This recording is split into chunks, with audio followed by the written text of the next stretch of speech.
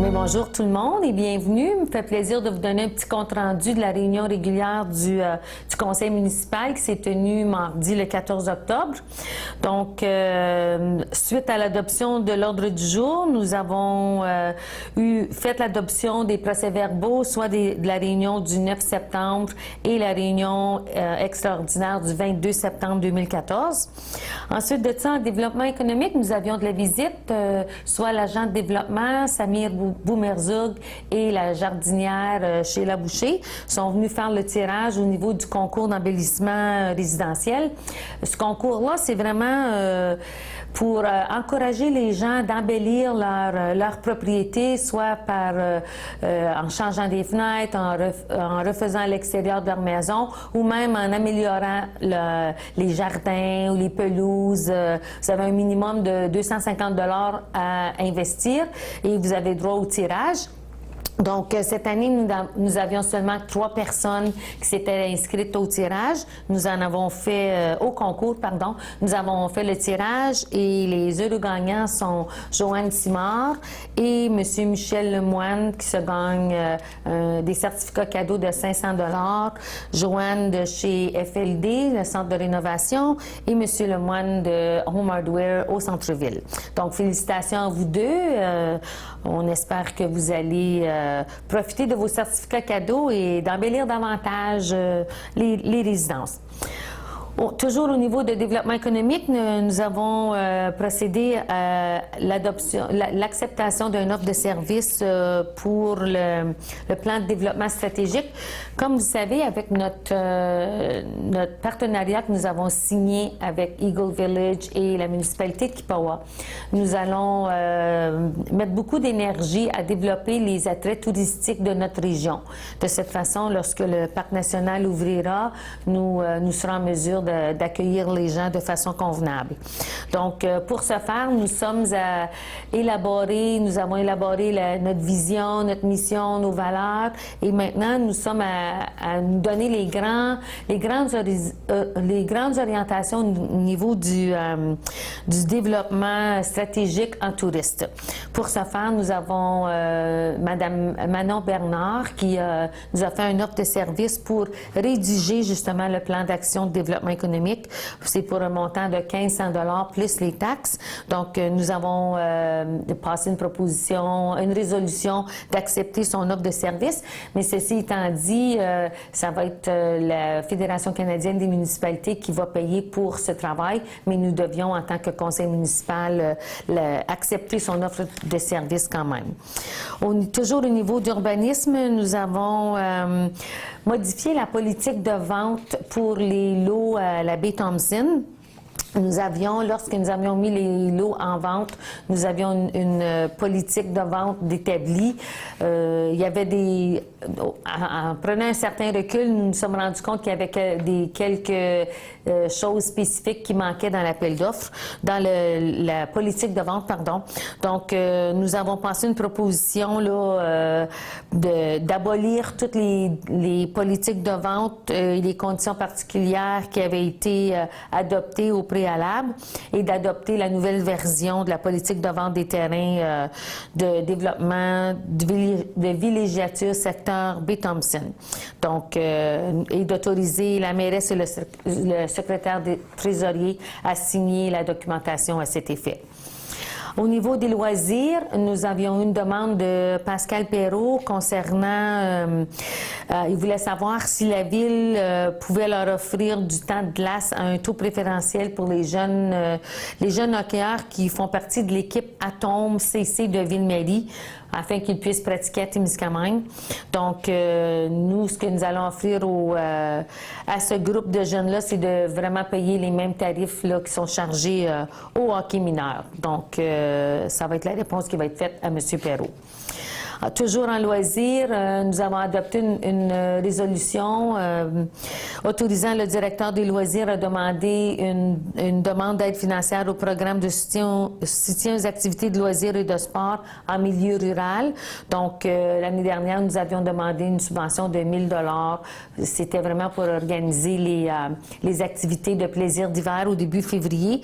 Donc, à chaque année, il faut autoriser le directeur des loisirs de faire cette demande de subvention-là. Au niveau des travaux publics, le mois dernier, si vous vous souvenez, nous étions allés en appel d'offres pour acheter un camion, un 10 roues usagé. C'était vraiment un appel d'offres sur invitation. Nous avions invité Clément Chrysler Dodge de Lorrainville et Transport Cloître et Fils de Témiscamingue de nous faire une offre pour nous vendre un camion de 10 roues usagé. Donc, nous avons eu des soumissions de ces deux entreprises-là, soit de 86 173 $ de Clément Chrysler et de 75 877 $ de Transport Cloître. Donc, les deux soumissions étaient conformes. Donc, à ce moment-là, nous avons passé la résolution d'accepter la soumission la plus basse. Donc, le camion 10 roues sera acheté de Transport Cloître et Fils ici à Témiscamingue. Nous sommes aussi allés en soumission pour l'achat de sel de déglaçage. Donc, l'hiver s'en vient, il faut être prêt. Donc, nous avions encore là été en appel d'offres sur invitation à deux différentes compagnies, soit Cell Warwick et Compass Minerals Canada Corporation, anciennement CIFTO. Donc, nous avons reçu les soumissions encore là, et la plus basse soumission était de 74 $ la tonne, soit de CIFTO, et de 82 $ la tonne de Cell Warwick. Donc, nous allons octroyer le contrat à CIFTO pour le sel que nous aurons besoin pour cet hiver. Toujours en travaux publics, comme vous savez, l'été prochain, nous voulons refaire des travaux majeurs sur le chemin Kipawa, soit de la rue Humphrey jusqu'à la 101, donc jusqu'au garage Lacasse. Donc, pour ce faire, nous devons aller en appel d'offres pour les travaux d'ingénierie, les travaux professionnels des ingénieurs. Donc, nous allons aller en soumission pour des appels d'offres pour faire les travaux du chemin Kipawa. Ensuite de ça, nous devons former un comité de sélection. C'est vraiment compliqué de nos jours lorsque nous voulons aller en appel d'offres et recevoir des soumissions pour des projets majeurs. Nous avons un certain protocole à suivre pour justement faire le livret d'appel d'offres. Ensuite de ça, lorsque nous recevons les soumissions, il doit y avoir un comité de sélection de formés.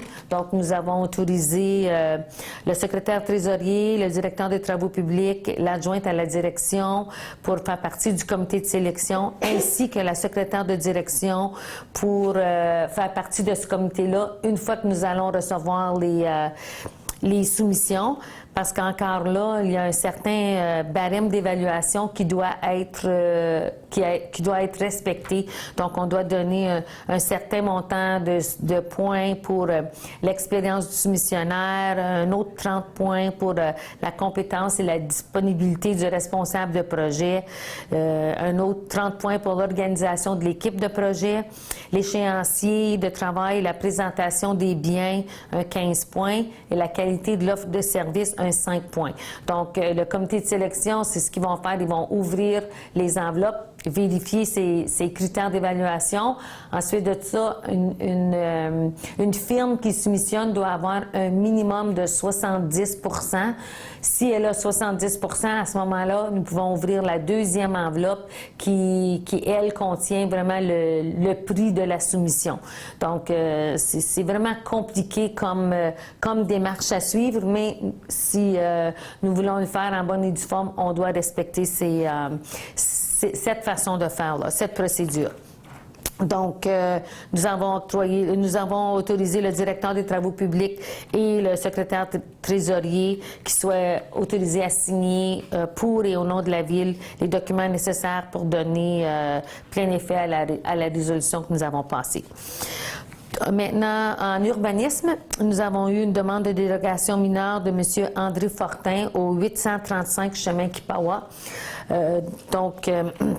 La nature de la demande, c'était vraiment de régulariser la position de la maison. Les maisons doivent être situées à un minimum 7 mètres de la ligne de l'eau avant. Et lui, la maison est située à 2,1 mètres, donc un petit peu trop près de la ligne de l'eau avant. Il y a aussi la position du garage qui doit être située à un minimum de 10 mètres d'un cours d'eau et le garage est situé à 7,63 mètres du cours d'eau. Il y a aussi la superficie du garage qui devrait être pas plus que 100 mètres carrés et lui, sa superficie de garage est à 250 mètres carrés. Et il y a aussi la hauteur du garage qui est plus haut que prévu. Monsieur Fortin est en pourparlers pour vendre la maison et avant que la vente puisse se finaliser, il doit régulariser toutes ces choses concernant la maison. Donc, ensuite, à des recherches faites par l'inspecteur municipal et par l'arpenteur géomètre, M. Marc Bergeron, les constructions et du garage et les agrandissements de la maison, ça a été fait en 1993-1994. Il y avait des permis de construction qui avaient été donnés à l'époque, mais bon, ça avait été fait de bonne foi, donc en conséquence, il est recommandé d'accepter la proposition du Conseil du CCU, Comité consultatif d'urbanisme, et d'accepter la dérogation mineure de M. Fortin. Comme vous savez, M. Fortin a aussi la situation de sa maison. Il n'y a pas vraiment, il n'est pas situé sur une rue comme telle. Il doit emprunter la piste cyclable. Son entrée pour se rendre à sa résidence passe par-dessus la piste cyclable. Donc, ça fait des années que ça se fait, mais il n'y avait jamais eu de demande de servitude de passage et d'empiètement officiel de demandé par M. Fortin. Donc, nous avons aussi passé la proposition de lui accorder gratuitement une servitude de passage pour l'entrée de cours et son enseigne qui est sur la propriété, qui est quand même sur la propriété de la ville. Donc, nous avons passé la résolution de lui accorder la servitude de passage pour ces deux choses-là. Par contre, il y a des murs de soutènement qui sont érigés sur cette propriété-là, mais ils sont sur la propriété de la ville. Donc, nous allons demander à M. Fortin d'enlever les murs de soutènement qui sont sur la propriété de la ville, parce que, dans le fond, sont un peu trop près de la piste cyclable. Et l'hiver, c'est la piste des motoneiges. Donc, nous allons lui demander d'enlever les murs de soutènement et de ramener le terrain à son état original, soit qui est une pente graduelle. Toujours au niveau de l'empiètement, l'emplacement où est situé M. Fortin, suite à des recherches faites par l'arpenteur géomètre, le garage de M. Fortin est bâti partiellement sur un lot qui ne lui appartient pas, qui appartient plutôt à Tembec. Donc, il est en pourparlers pour acheter le terrain de M. Tembec, de Tembec. Donc, sauf que le zonage n'est plus respecté. Donc, nous avons fait un avis de motion pour modifier le règlement du zonage afin d'agrandir la zone, afin de régulariser la position du garage de M. Fortin. Ensuite de ça, toujours en urbanisme, nous avons l'offre de protocole d'entente de Sobeys. Comme vous savez, Sobeys est responsable de bâtir le prolongement de la rue de la Falaise afin qu'il y ait une rue devant le nouveau IGA. Pour ce faire, nous avons eu des discussions avec les ingénieurs de Sobeys et la ville au niveau de la construction de la rue comme telle, des exigences de la ville, de tout ce que nous, en tant que municipalité, nous voulons que de quelle façon nous voulons que la rue soit construite. Donc, nous avons passé une résolution pour signer le protocole d'entente avec Sobeys pour la construction de la rue. Comme vous savez, la rue, Sobeys est responsable de la bâtir et par la suite, ils vont la donner à la ville et c'est à partir de ce moment-là que nous allons être responsables de la maintenir et d'en faire l'entretien. Au niveau, toujours en urbanisme, au niveau de modification du règlement de zonage 427, c'est le troisième mois que nous en parlons. Au niveau des bâtiments secondaires, finalement, c'est terminé. Nous avons adopté le règlement 610 qui autorise là, la superficie, d'augmenter la superficie des bâtiments secondaires, donc des garages dans différents secteurs là, de la ville. En administration, nous avons approuvé la liste des comptes à payer pour le mois de septembre. Nous en avions pour 633 244 $. Donc, suite à la lecture, là, il n'y avait pas de compte. Le plus gros compte dans tout ça, c'était vraiment 86 000 $ que nous devons. C'est notre deuxième et dernier versement pour les services de la Sûreté du Québec. Puis, mais à part de ça, les autres factures, c'était vraiment des factures normales qui suivent leur cours. Ensuite de ça, nous avons eu, M. Panquin a déposé la situation financière de la Ville au 31 août 2014. Pour le mois, nous avions des revenus de 68 000 $ pour un cumulatif du budget amendé de 6 105 000 $. Au niveau des dépenses, nous en avions pour 460 660 pour un cumulatif du budget amendé de 4 898 000 $. Nous avons fait des achats d'immobilisation pendant le mois pour 25 300 $. Et à la fin de l'année, nous anticipons toujours un surplus de 22 900 $. Donc, nous sommes encore à l'intérieur de notre budget. Pour l'instant, si nous n'avons pas trop de grosses surprises, nous allons respecter notre budget pour l'année 2014. Ensuite de ça, en administration toujours, nous avons reçu une demande d'un amendement budgétaire de l'OMH, l'Office municipal d'habitation. Comme vous savez, les municipalités, nous sommes responsables de payer 10 % du déficit de l'OMH. Par contre, ceci est la troisième fois en 2014 et nous sommes seulement qu'au mois d'octobre que nous avons des avis de l'OMH que leur budget est changé et que nous devons payer davantage sur leur déficit. Nous comprenons que ça fait partie de nos responsabilités. Par contre, nous avons un budget à respecter aussi. Donc, une lettre va être envoyée là, à la SHQ pour leur demander que quand ils font leur budget en début d'année, c'est possible de le faire pour que lorsque nous mettons un certain montant au budget pour qu'on doit donner à l'OMH, que ça ne change pas en cours de route pendant l'année. Je pense que c'est une façon responsable de gérer un budget. Donc, nous allons leur demander de faire des efforts de leur côté aussi pour que lorsqu'on connaît les prévisions budgétaires en début d'année, que ça ne change pas au cours d'année. Donc, juste en date du mois d'octobre, notre contribution à l'OMH va être 17 796 $. Nous avons aussi, toujours en administration, eu une demande d'exemption de taxes foncières de l'association Place au Soleil. Comme vous savez, il y a certains établissements dans la municipalité qui sont exempts de taxes foncières. Les endroits comme le centre de santé, l'école, les églises, les organismes qui donnent des services auprès des citoyens, plus près des citoyens, des services que si ces services-là n'étaient pas sur place, qu'il y aurait des gens qui seraient davantage défavorisés.